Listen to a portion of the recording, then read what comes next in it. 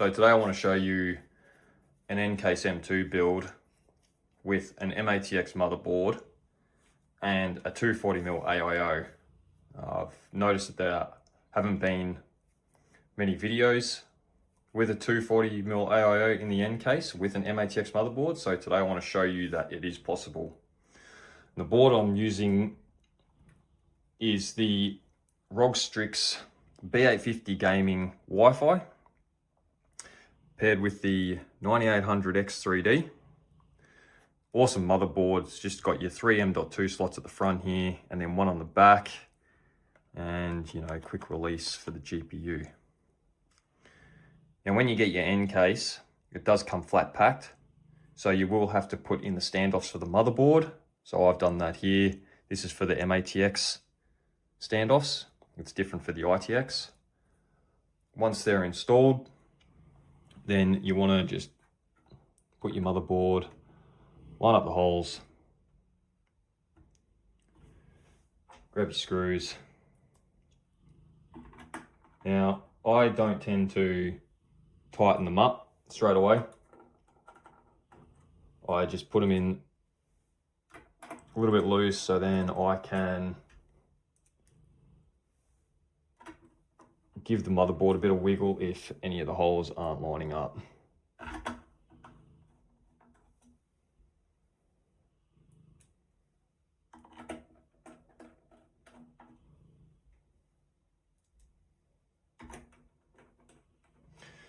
Right, they're all in. Once that's done, I tend to go from top to bottom, just tighten them up. Not overly tight.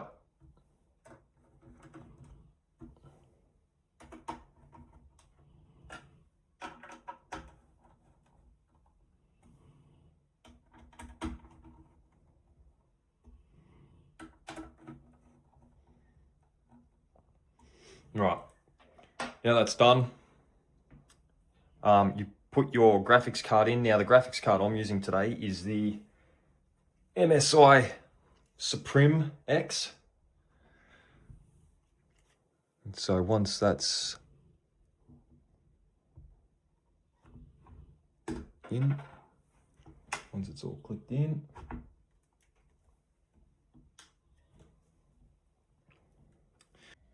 so I've skipped forward a bit here. I've literally just chucked the back plate on.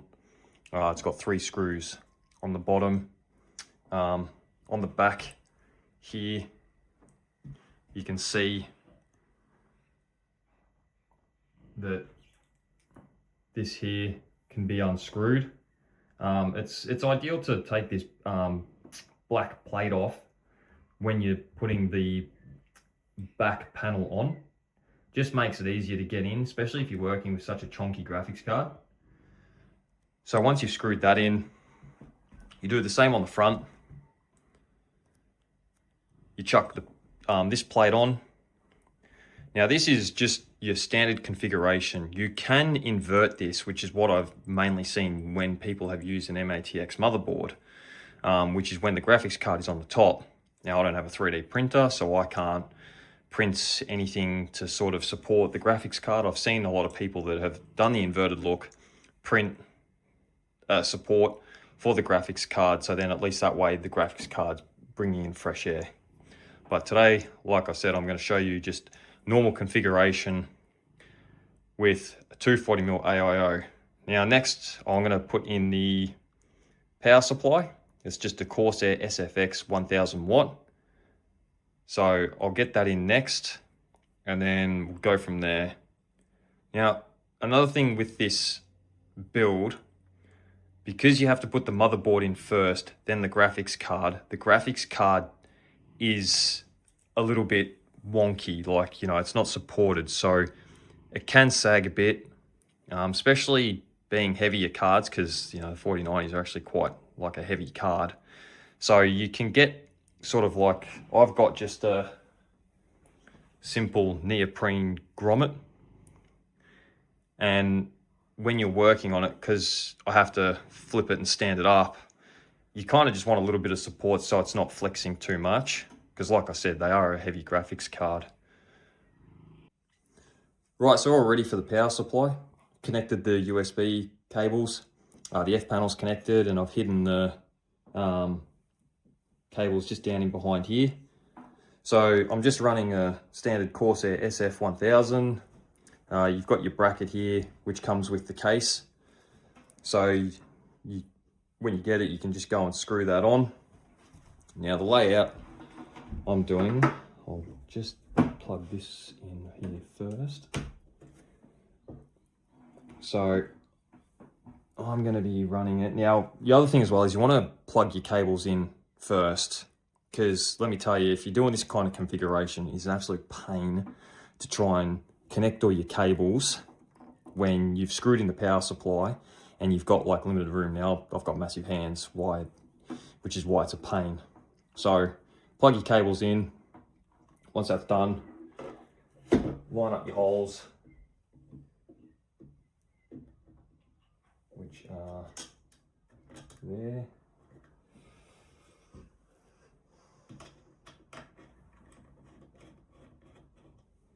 And then you get your other one.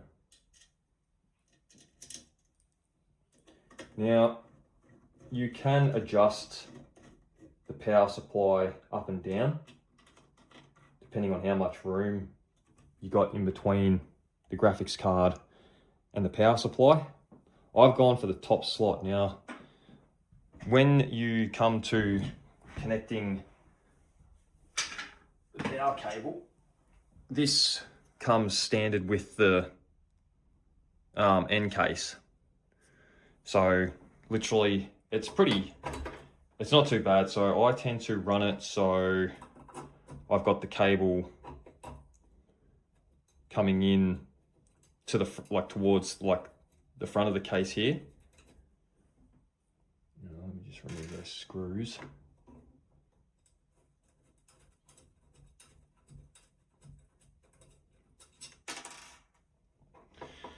All right. Yeah, it is a bit of a fiddle, but a bit of a wiggle and it's in. Now I tend to run it along here because what this does is this cable can run along the top of the AIO, which I'll show you, but it tends to run and then slot in like that. And it's like out of the way of everything. And it doesn't interfere with the top of the case, doesn't push on the top of the case. So it works fine. Now I want to show you something here. Now originally I had the motherboard cable connected like so. So the cables were running towards the front of the case here. I don't want that. For the AI tubes to work in this, all I did was do a little roller coaster loop-de-loop. Connect that in there. Make sure all the cables are nearly together. I just use like a little bit of a Velcro strap. Connect that all up, and then now the cables are nicely together. Now once that's done, you can use look, honestly you could use cable ties. I'm not a fan of them because then you've got to go and cut them if you need to do work to the case and whatnot. So next is chuck in your CPU power connectors. Now, when I do this, I tend to for now, they can stay as is. And with the graphics card, I got the 90-degree Corsair adapter for the power supply because of its position. You don't exactly want to, plug in a normal 12-volt high power connector, because we all know how awesome they are. Connect it in and then bend the cable and then find out that, your cable's melted because you've bent it wrong and so on. So I just got the 90-degree adapter. I run the cables up along the edge there. connect the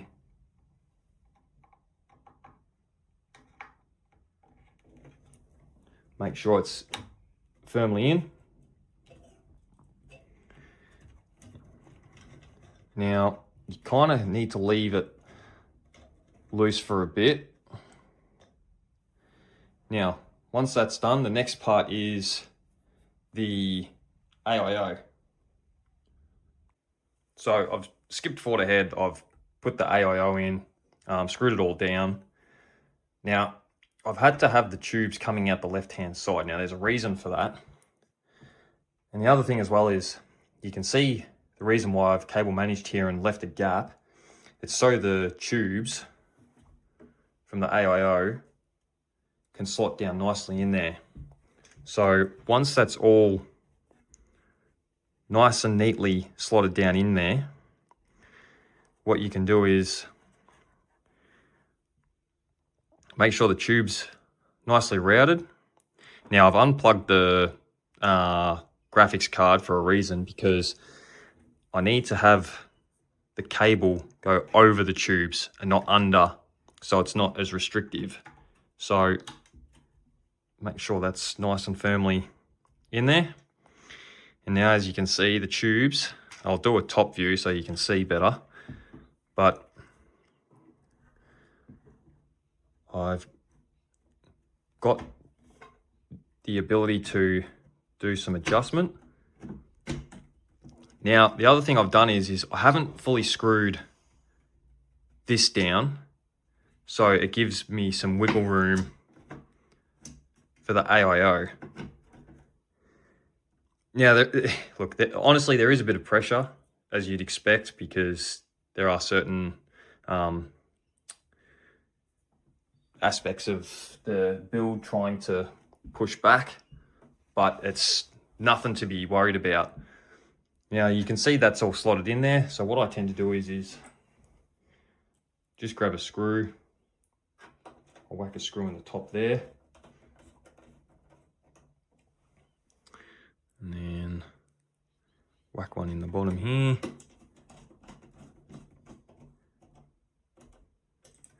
All right. Now that's all screwed in. So what I'll do now is I'll flip it.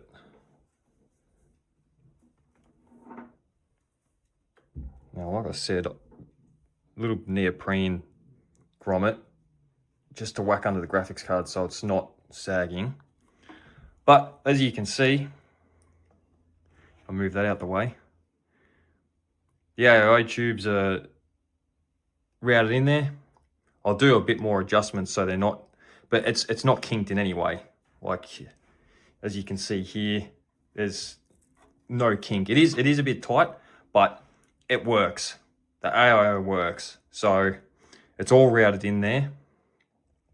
I'll go ahead and do some cable management. I'm a bit OCD about that. I like to have all my stuff nicely routed and all tied up and everything. I will point out that the frame on the back here, look, I don't run cable ties to try and manage the cables on this frame, because I notice that the back panel, when you go to put it on, anything that protrudes like out of like this side here, it'll hit on the back panel and it'll push out. So if you can try and avoid running cable ties or Velcro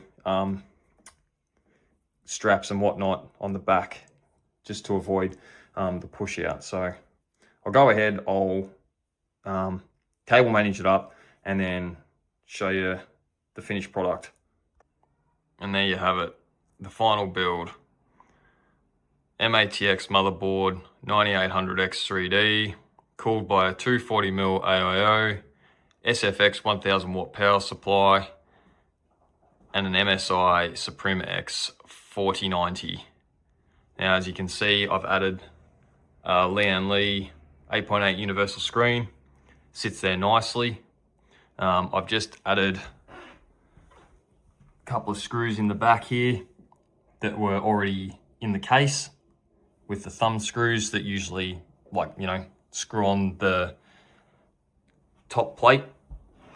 On the bottom, I've added two 120 15mm thick fans just to blow some cooler air into the 4090. They are some aftermarket feet that I've just purchased from Amazon just to lift the case a little bit higher, because the standard feet that come with the case are pretty small and the airflow is kind of minimal underneath the case. But apart from that, everything fits in there nicely. So that's the back. And then, as you can see in the top there, I've just cable managed everything nice and neatly. So all the cables are like nicely cable tied up the back here. And then the tubes just run down underneath. And then, yeah, look, just positioning of the AIO is important. So I've got up the top to mount. So then I've got clearance down here for this cable. So it's not completely bent, like it's actually not even hitting on that. I don't know if I can get a bit of a close up. Oh, it is just hitting. So, but it's not putting too much pressure on the cable. So like I said, it is ideal to at least have like a 90-degree cable. This isn't an extension. This is just a straight up cable that goes straight into the power supply. Because like I said, look, if you run a 12-volt high power cable, you're putting a lot of bend on it, because you've got to put the side of the, you got to put the side panel on, and chances are that'll actually put some pressure on the cable. So I'll put all the panels on and show you. And there you have it, all nicely packed in there. Like I said, I've got the universal screen on there. It's literally just for a sensor panel, just because I want to see what the temps are like inside the case. Before the build, I actually did have it built together, and the temps were quite good. Like gaming, when I was playing First Light 007, the GPU gets to like 100% load, yet the card was running at about 70 degrees. CPU when gaming, like Call of Duty Warzone, that gets to about like 70 degrees. Look, honestly, it comes down to the games that you play, but that 240 AIO, the way it's positioned, works completely fine. Later on, I might look at getting an ITX motherboard, so at least then I can mount the AIO on the top and have the top configuration. But there's a lot more I'd like to do with this case in the way of different configurations, try and push it to its limits and see what it can and can't handle. So look, from the side on, nice and flush, not bulging, and same for the back. So I'll go plug it all in, run a couple of games, show you the temps. So right now, just turn the PC on, just idling at the window screen.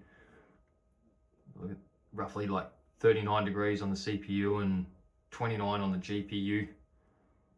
So I'll load up a game.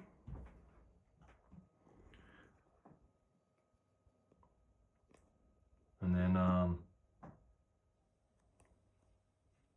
show you the stats on the game. So just loaded up a game of Warzone. As you can see, roughly getting 50 degrees on the CPU, 55 on the GPU.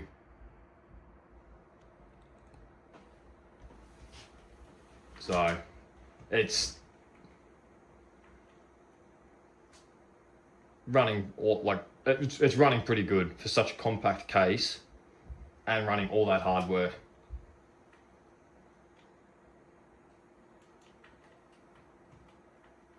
And look, at the end of the day, if you want to go and get an air cooler, you know, that's all well and good, you know, it's fine. But today I just wanted to show you that, you know, a 240mm AIO does actually fit in the NCASE M2, along with a 4090 and an mATX motherboard. You know, and the reason being for doing this is because most people tend to already have components but want to change the build, maybe go to a smaller case for it to fit on their desk because they don't have, you know, the right amount of space. So when I purchased this case, I already had I already had most of the components. The only thing that I pretty much bought was the case, and the AIO. The case set me back a little bit because I'm here in Australia, so the cost was a little bit different because it's like, I think it's like USD or whatever it is, and the Aussie dollar's not the greatest compared to USD, but it was well worth it. The case is incredible. It's small, it's compact. Look at the components that it can fit in it. It's an amazing case, and it's versatile. So literally I can just unplug it from here, take it out to the TV, and connect it to the TV, and just, you know, play something on the TV. So, and like I said, the temps are perfectly fine. You know, even if I took the bottom fans off, the GPU would still get enough air, because that is quite a chunky cooler for it. But yeah, so far I've had no issues. AIO seems to run perfectly fine, no matter what I throw at it, whatever games. So honestly, look, I hope this has helped. Like I said, it was more targeted towards people who were thinking of going an NCASE and had components already, especially like an mATX motherboard. And again, look, I hope it's helped. If it has, you know, feel free to leave a comment and like and subscribe. Cheers.